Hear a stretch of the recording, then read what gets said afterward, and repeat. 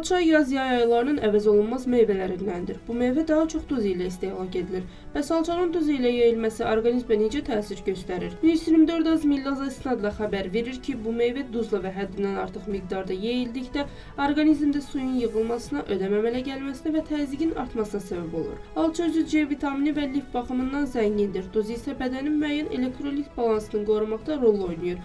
Lakin miqdarı vacibdir. Duzlu alçanı tez-tez yemək qan təzyiqini artırır, xüsusilə hipertoniya problemi olan insanlar üçün risklidir. Duz və turş meyvə birlikdə mədə qıcqırması, reflü və qastrit kimi problemləri artıra bilər. Eyni zamanda həddindən artıq duz böyrəklərə yükləyir və sidiklə mineral itkisinə səbəb ola bilir. Duz bədəndə şişkinlik və su tutumu yarada bilir. Ara sıra az miqdarda alçanı duzlayıb yemək zərərli deyil, amma gündəlik vərdiş halına gətirmək və çox duz istifadə etmək sağlamlığa mənfi təsir göstərə bilər.